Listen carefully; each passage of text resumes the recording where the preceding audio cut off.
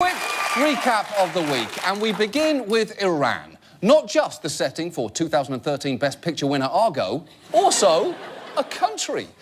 Now, as of this morning, it seems Iran may be tantalisingly close to a historic nuclear deal.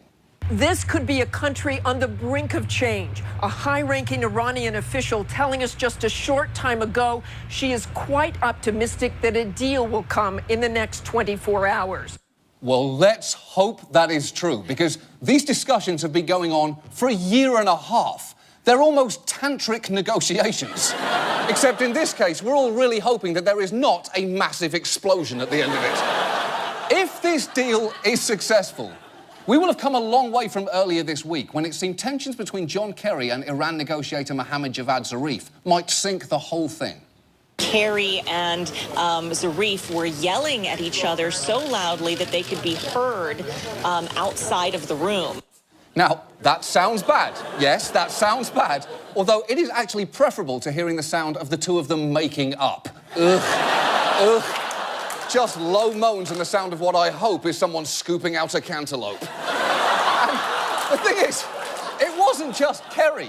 The EU's Federica Mogherini supposedly also got involved in a heated dispute with Zarif, resulting in him shouting, "Never threaten an Iranian," although she had a very good explanation.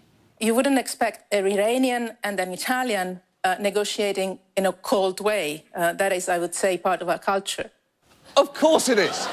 We all know the three most famous stereotypes of Italian culture are that they have close family relationships, they turn international negotiations into shouting matches, and they enjoy cooking pasta for dogs. You know, Italians.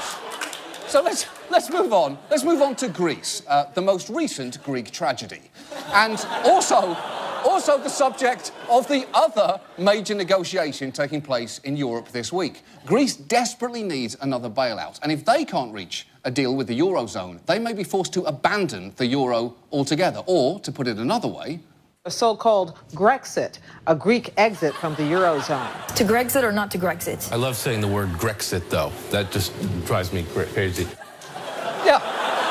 Greece might Grexit, which is a pretty glib way to describe something potentially catastrophic that could devastate millions of lives.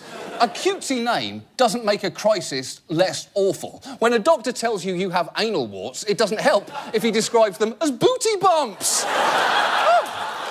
The main obstacle to a deal seems to be trust at this point, and the tone of some of the EU leaders has frankly not helped. Watch the former Belgian leader address the Greek Prime Minister just earlier this week. You are talking about reforms, but we never see concrete proposals of reforms. You have to downsize the public sector. I know it's difficult maybe for the leftists, but it has to be done. Wow. That might be the most insulting thing I've ever seen an outsider do to the Greek people, and I'm including this scene from Mamma Mia.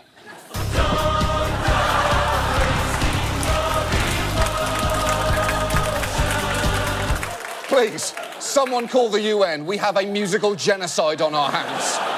And look, neither side is blameless in this dispute. Greece is in this mess because it spent money like a rapper whose accountant is Nicolas Cage. And as for the EU, their so-called fix helps melt down the Greek economy. They're like a doctor trying to cure a patient through a steady regime of Jaeger shots and yelling.